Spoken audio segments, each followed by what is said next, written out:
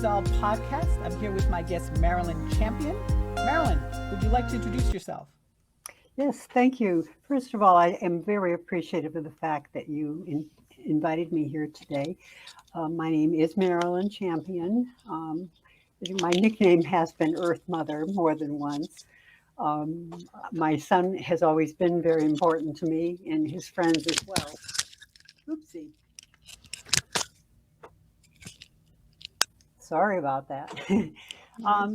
Basically, that's my story. Yeah, wonderful. So Marilyn, I wanted to thank you for contributing to my interview series with Authority Magazine and Thrive Global on rising through resilience, how to be resilient during turbulent times. And, I found it very sort of fascinating. The first thing you sort of mentioned was about this idea of exercise. How has exercise been an important factor in your life? Well, exercise has always been important to me, starting with childhood. I had a very serious operation and I had to learn to walk and move again at the age of 8. And one of the most important things the doctors told my parents was to make sure I had plenty of exercise. And that continued all the way through high school, and it's always been an important part to me. I've never been very good at any team sport. I never made the basketball team. Excuse me again, even though I was very tall. But I believe that exercise and fresh air are a way for us to unite with the earth and with the healing forces that are out there. And I know for a fact that people who work too much inside and never get outside tend to have more problems with their health as they get older. So exercise is a very vital thing. Yeah, I know you also mentioned it's also a form of reflection. Yes. How has that specifically been a factor in your own life? Well, I remember being taught very young that if you're going to pray, you should put your feet in motion and do that. Well, I kind of adopted that theory to my own life. I walk a minimum of a half hour to 45 minutes every day. And during that time, I sort what's been going on that I like in my life. Are there any problems I'm facing and so forth? It's a lot easier than staying up at night and worrying about things, because before I go to bed, I write a note, done for today. No more thoughts, no more worries. I'll do that tomorrow when I'm walking. Oh, excellent. Yeah, and a lot of people confuse the idea of exercise with movement, sort of this feeling of I need to go to the gym, whereas it could just be as simple as moving your body in any way. Absolutely. One of the best exercises I ever got learned after I got a very bad knee injury. While I'm washing dishes or waiting to do anything in the kitchen, maybe waiting those last 3 minutes for the cookies to get out of the oven, I stand on one leg. And what that does is strengthen your thighs and your calf muscles. And then I alternate 1 minute each. I was given that exercise years ago, and my legs are very, very strong, even, in addition to all the walking that I do. And also, we can just do, I forgot the term for it, but when you stretch your muscles against your own self, like make a fist, you are actually flexing the upper muscles. So you don't have to go to a gym. I never liked gym because there's too many people there. I'm a private person. I want to see people watching me. Yeah, but, no, I agree. So I would love to learn more about your backstory. Your career. You mentioned you were a teacher. Yes. In high school system. What was sort of the most memorable parts of that experience for you? I think the most important part of the experience was something that happened the second week of school. I had trouble with these kids at first because they had been hurt a lot of times before. I was in an inner city school. Many of the kids have been kept back. There were gang situations and everything. And I remember the second week of school, I had one boy after school and I explained why he should finish this assignment so that he can progress. And he said, "What difference does it make? I'm not going anywhere anyway." And that touched, I remember that moment to this day. And that's what got me started in the idea of having self-improvement and recreating a new self-image and making that part of my English class. And we would study whatever the state wanted me to teach them Monday through Thursdays. But Friday, I used to just call it Free Thought Day. I would ask them a question and they would write it down. The questions would be something to the effect, if you could create a perfect job for you, what would that be? Or if you ever want to get married and have children, how will you treat them as opposed to the way you've been treated?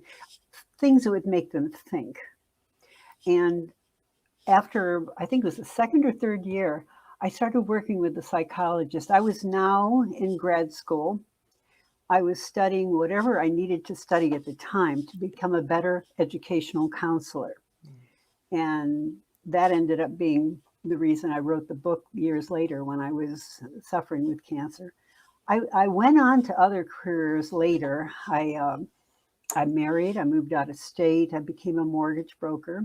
At that point, I evolved into something else. I tried to teach people how to get their credit up in shape so that I could get them a mortgage. So I was always looking forward to finding a way to help people. My grandmother has told me very young, she, I believe, traveled to 4 different continents and spent 12 years in the Amazon jungle. She told me that you should always be ashamed to die before you've made the world a better place for other people. And that really impressed me as a child. So sometimes I've fallen off of that path and just worked for money because the family needed that.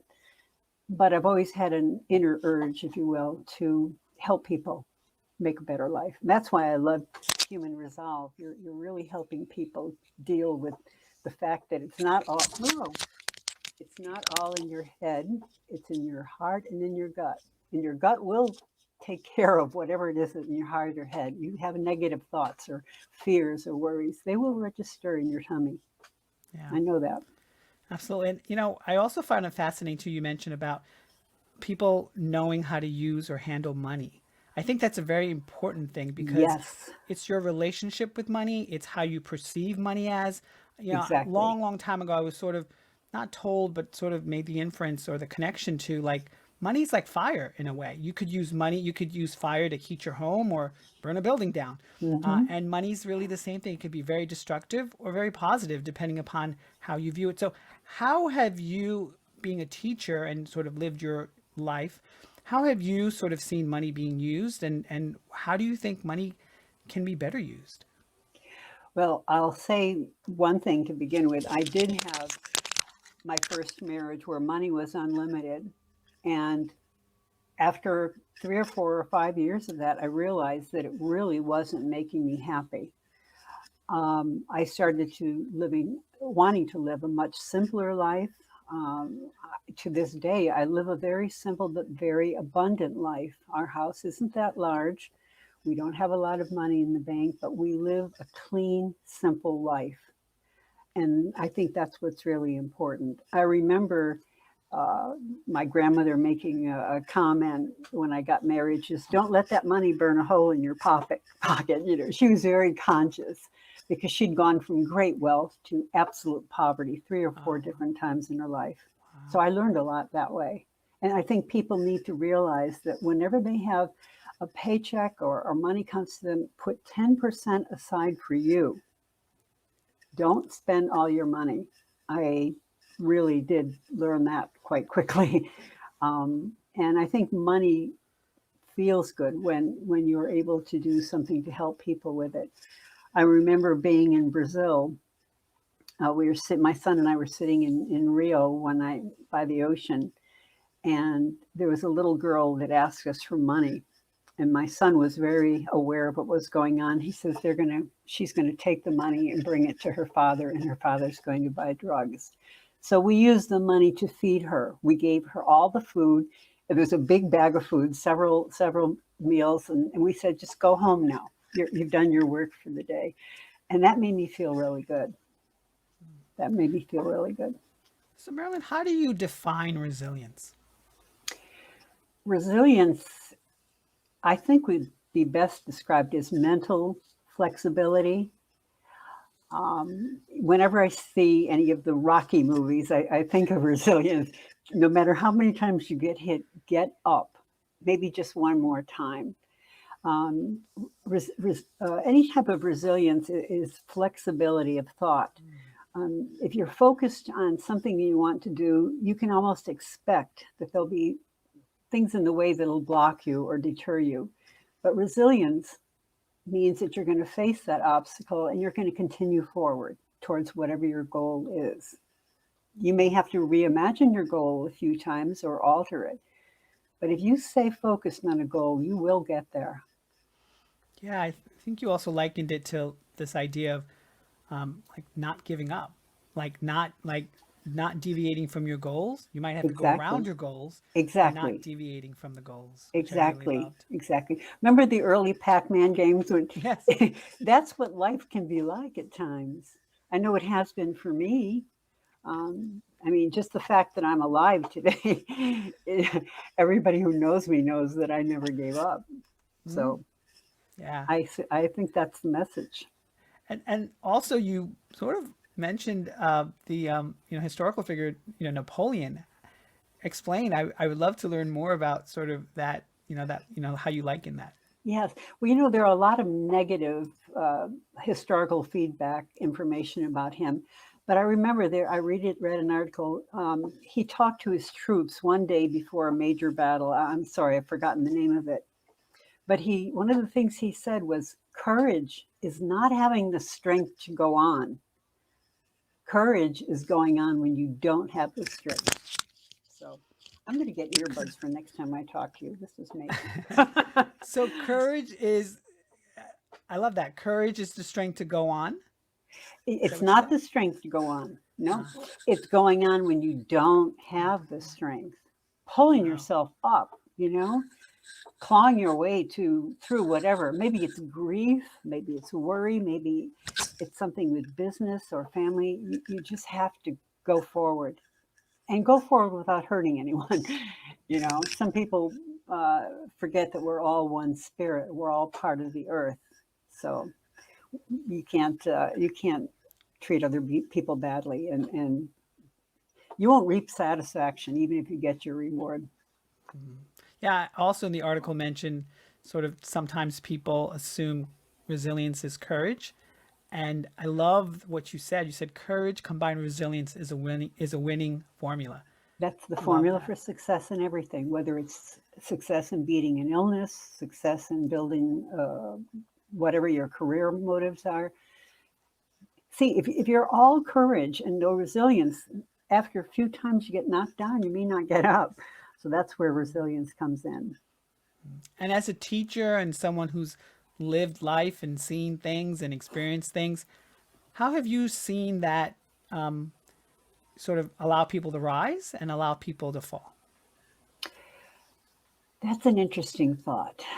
I think when I think of people rising, I think of his name is Walden. He's a student of mine who unfortunately has passed on, but he was one who really wanted to go forward in his life. I remember he was really good about staying after school so I could give him reading help. He didn't want to let everybody in class know that he couldn't read, but he really took that seriously. I found out 10 years later that he was a civil rights lawyer in somewhere in Hartford. So I got this feeling that if he had the courage to stay after school and learn to read, he obviously went forward. Nothing let him, he wouldn't let anything stand in his way. Um, the opposite thing, well, I know somebody who, I don't know if I should even say this, it's terrible, but I was at a party once and there were a lot of very well off people there. And I remember he said, it was a beautiful day and there was some lovely things happening. He said, I wonder what the poor people are doing today. And he laughed. And I saw the looks in the people in this room. Some of them thought that that was acceptable, but most of us were quite horrified. Years later, he lost his business. He was cheating and doing other things. It was a lack of character. So all the money in the world that he made didn't give him a happy life because he never understood the fact that we are all one people. I don't know why that is so hard to find in today's world. I'm looking at politics in the United States and things happening around the world. We need to wake up, people, really. Yeah. So, No, 100%. And then you also mentioned your husband, how he, for you, is an example of true resilience. my husband is remarkable, and I'll have to tell you how he came into my life. I knew I had liver disease, but it wasn't manifesting yet. It takes many years for it to manifest. I had been given a dirty transfusion after a car accident, hepatitis C. Well, it was growing away. Wow. Now they do have medication for it, so you won't go through what I'm going through if you know anybody that has that. But anyway, he had lost his wife. Um, he was by her side for, I think it was 8 years between the heart disease and the cancer. He was by her side. If it meant working 2 jobs so he would get the very best doctor, that's what he did. Wow. And I met him shortly after I became ill. My son actually caused this to happen. He said, "Mom, you're never going to meet another husband." I was divorced from a bad marriage. He says, "You're never going to meet another husband in the grocery store." So he put me online in a dating service. And very quickly, Ed and I connected. And I didn't realize how quickly I was going to become ill. But we were dating about 3 months. We were already engaged. We just connected.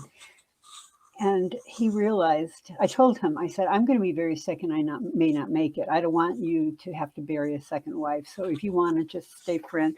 He jumped in full tilt. And I'll never forget that first night when the emergency room delivered me to the room in the hospital. It was the same hospital, possibly the same room where his wife had died. And the doctor gave us this, they try to tell you the worst case scenario so you're not disappointed. He said, "You may not make it. You're in your mid 60s. There are only 10% of the people in the world that have your blood type. You may be over," on and on. And after the doctor left, I remember he looked at me and he said, "I'm not going to lose you. You're going to make it." Here we go again. I apologize for this. That's okay. Anyway, long story short, he stayed with me through all those sicknesses. He almost lost his job at one point. He was near retirement, but he would be in the hospital every time I was in there. And in the last 6 months before my transplant, I had 15 trips to the emergency room. He would take off work and come take care of me. This man is the strongest man I've ever met. And when you meet him, he's the gentlest, kindest, big, giant guy, just sweet as anything. But inside, he has the strength and the courage of a lion, and he is resilient. I love him. Wow, that's amazing. That's such a great story. You alluded to sort of this aspect of having cancer. As you know, I'm also a Yes. cancer survivor Yes. as well, Yes. and your liver transplant, and a lot of sort of all the stuff that sort of happened to you about taking a bad situation and making it good. How have you cultivated resilience in your life in that sense? Well, part of the thing of being sick is you get to a point where you're either going to go full tilt or you're just going to give up and listen. The worst thing you can do is listen to everything the doctors tell you because they only know half the story. The healing energy in the human body is amazing. We are an organism. We're not a machine. We are an organism that is meant to heal. I think I've already lost the track of the question, but basically what I wanted to say is I've learned how much my body can do. I respect my body more than I ever did before. I watch what I eat, which isn't to say I'm not going to have a cookie now and then or some ice cream. I mean, I'm not, Guilty. an extremist, but I'm very careful, and I'm sure you are with cancer. You learn with cancer too how quickly you can lose your appetite or things don't taste good. I'm a very strong proponent of medical marijuana, and I think that should be available for everyone who has cancer. I know that I couldn't eat during the radiation, and it was even worse with the chemotherapy. But by having marijuana, and you don't have to smoke it as I did. I knew little old ladies down the street that had it. They were drinking it in tea, which is fine as long as it can suppress the nausea and allow you to have an appetite to eat. You're in good shape, I think. Yeah, for me, I attacked it in various different ways. I knew that I was more than just my body. Yes. I also believed wholeheartedly in medical science, documented, verified medical Yes. science. Yes. But I also Yes. believed that there's other ways to heal the body. And so I looked into that Absolutely as well. true. So I really took it from a very whole person perspective. Yes. And that was my path. It's not everyone's. And I'm here to live, I'm here to tell the story, as they Healthy say. and beautiful. Did you get into meditation at any point? I did. So before cancer, I was a long time meditator. I've been a Oh, meditator for about 20 years now. oh, okay. So it started off at 5 minutes a day. Now it's 20 minutes a day. If I don't do it, which I have to cop, the last couple of weeks were very, very stressful for me. I'm launching a book that's coming out actually in a few weeks. Congratulations. Thank you. And so I kind of had 1 or 2 days where I just didn't have the time to, or I just didn't make it, a priority like I normally do, and I Yeah. felt completely off. So I Yes, 100% agree with you with the role that meditation has played in my own life. exactly. Exactly. So Yeah. And deep breathing, of course, you're aware of that. The breathing. I used to just imagine I was breathing out the cancer cells and I would see them as little birds flying away. It sounds crazy, but it oh worked. no, I would inhale, like think of a golden light from God coming in and breathe out those little journeys. They went. And I treated it like a mission and a challenge. Like uh I sort of I went into like survival mode. That's the yes, only way I can sort of explain it. I yes, just wanted to understand everything about it. I wanted to understand every which way that my body can maybe come through it. And I actually said, I remember it was like 5 days before Christmas. It was in 2014, and I was supposed to go for my last scan after the chemo. And I said, I literally said out loud to whomever, spirit, God, universe, whatever you want to yes, call it, yes. that I did what I needed to do. There's nothing more I could have done. And if Exactly. it comes out that I still have cancer, then I have cancer. There's nothing else I can do about it. Fortunately for me, I was in remission. I've been in remission for 7 years. And, but I'm also not, I'm wise enough to know that cancer is one of those things where it can come back. And so I Yes. remain vigilant, but not fearful. Very, very good. You made an important point there. I think acceptance is there, and you reached that moment where you had done all you could. At this point, you had to accept what the universe had in store for you, whatever your destiny was. And I think a lot of people have problem getting to that point. Yeah. But yeah, Yeah, 100%. I've lost so many people to cancer. But, yes, my book is about telling a survivor story. I think it's important that that story be told because there's a lot of us out there that have lived through that and yes, have yes. experienced that. And that's not the end of our story either. So, Not at all. Not at all. yeah, absolutely. So, Marilyn, what are your 5 steps for how one can become more resilient? Well, as a child, I was often locked in the closet when I was a bad girl. So I always had little books and a flashlight there. And I became a very, very prolific reader before I was in the 5th grade. And to this day, I know that if I can't change that channel in my brain, if it just won't let me alone, I'll turn it off by reading something that's interesting to me and focusing on the book. So I think reading is absolutely important. Also, I've read articles about changing your mindset by doing something with your hands. Mm. Um, Ideally, picking up a hobby where, in my case, after a car accident, it was the accident where I had the terrible blood put into my body. I would start knitting, and by using your hands with your hobby, it is very, very helpful. It is very helpful. Exercise we talked about. I think it's sad. I'm 74, and I look at women my age who feel that they're too old to exercise. They may strain a muscle or something, and I try to encourage walking. That's the one exercise that anybody can do, and it's a universal fix. I also believe in squats and trying to get my whole spine aligned at all times. So that's all part of exercise.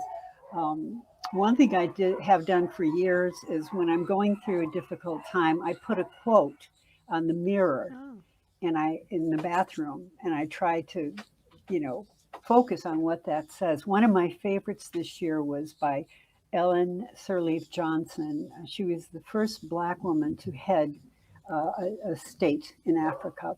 And she said, if your dreams aren't big enough, no, I'm sorry, if your dreams don't scare you, they're not big enough. mm. And I find that very inspiring. I have a very big dream that I'm working on. Whoa, Yeah. I at feel this like a lot of moment. people, when it comes to um, quotes or dreams in general or Uh-huh. visions, they feel like there's a shelf life for it. They feel like Yes. if you don't reach it at that point, then it's kind of game over. And, I'm only 45, but I've lived. I've lived. I really Yes. have. I've Yes. explored, I've traveled, I've done jobs and been in situations where other people would probably not even ever do it. I risk things.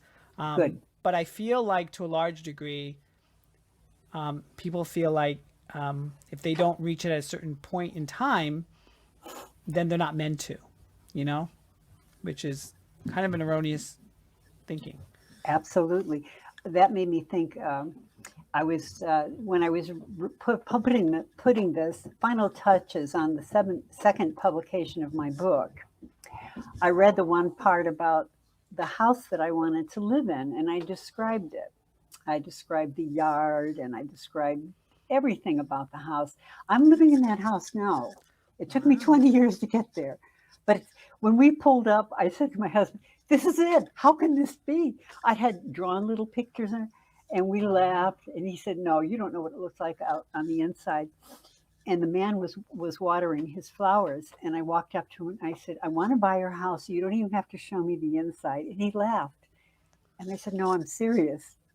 And as it turned out, it was perfect. I told him, "I'm sorry that we can't afford to pay the price that you say here, but I feel that this is my house." I said, "I Wow. just love it." And it turned out he and his wife felt that that was the value of the house, not what the person had told them to ask. And I said, "Well, see, this truth came to us." Wow. And yeah, and he was very, very helpful. He made sure I knew where things were planted. So, don't dig here. The lilies are here, this kind of thing. So Yeah. that was a dream come true. I know you had a fifth and final step, which I found so intriguing about going to a cemetery and Yes, smiling. I mean, if you yes, think about all of pop culture, movie references, books, yes, um, it's very morbid, it's very scary, it's just very negative. And I just love the fact that you reframe that. yes. Please, please tell me more. Well, I have to tell you how that came to be part of my knowledge. I was working for the Diocese of Corpus Christi back in the day, and we had a special fundraising group called GROW, God Requires Our Work. And in the process, I met a very phenomenal priest by the name of Father Charles Magson, and he was a spiritual counselor on more than one continent. And one day I was talking about a friend that was so sad I didn't know what to say to her. And he said, "Tell her to go to the cemetery and find a tombstone of someone who died at a younger age than she. And then she can laugh and say, 'Do you want to try and change places?'" And we got silly over it. But it's true. When you realize that nothing, almost nothing is troubling you now, other than the state of your soul, none of it is going to matter in 100 years. And that little cemetery trip, she told me later, she said, "Yeah, that really changed my mind for the day." Wow. So, yeah. Wow. Excellent. Well, you know what? Now I want to sort of go into the portion what I call brainstorming. Oh, yeah. And, there's sort of an interesting idea that you mentioned about this random act of kindness day. Thought we could maybe brainstorm around how that can happen or how we can, cultivate ways to make that something that individuals can think of as something that's important. I think a lot of people feel like kindness is something that if you give too much of it, you're going to be trampled on.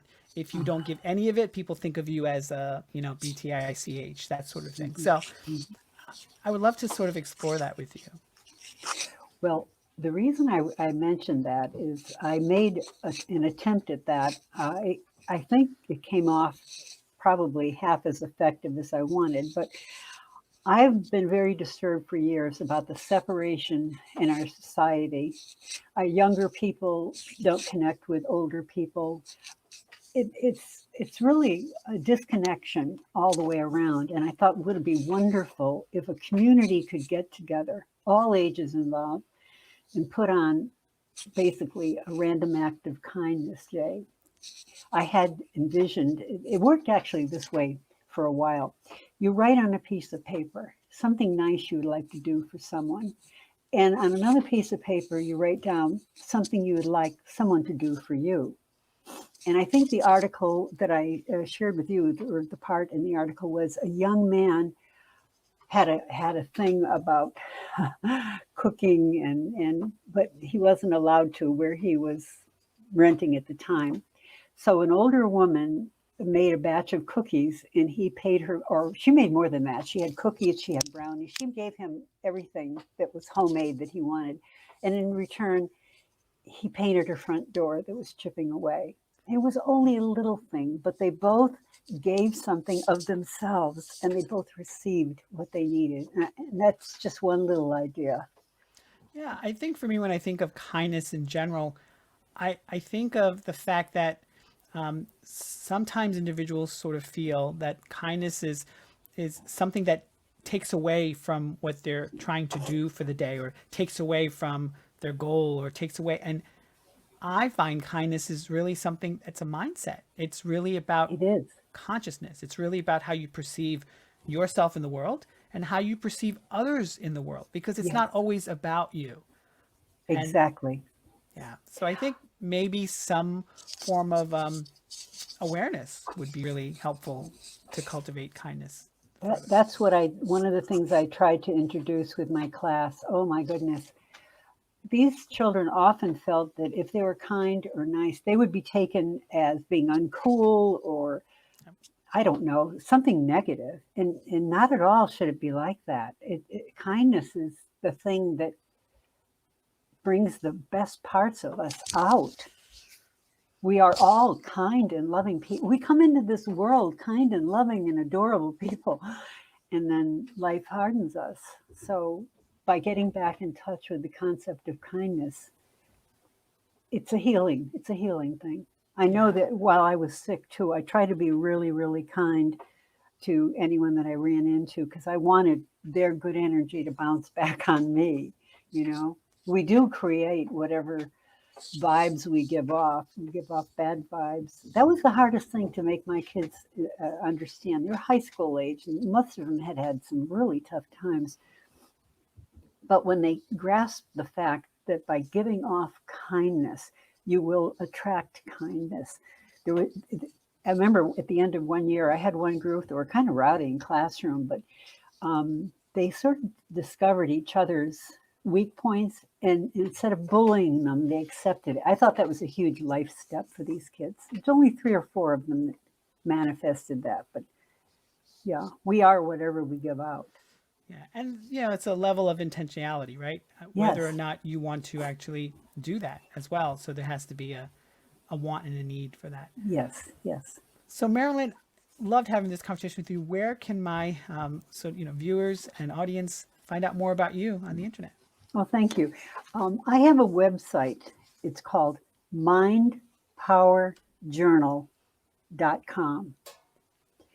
There's a 4-minute video that either will change your life, or you'll look at it and say, I don't need this. But it will reflect back to a book that encompasses everything that I've learned in life. So mindpowerjournal.com. Find me. Wonderful. Well, thank you so much, Thank Marilyn. you. Really appreciated it. Thank you. I've appreciated this as well. Thank you. Stay Sure. blessed. Yes.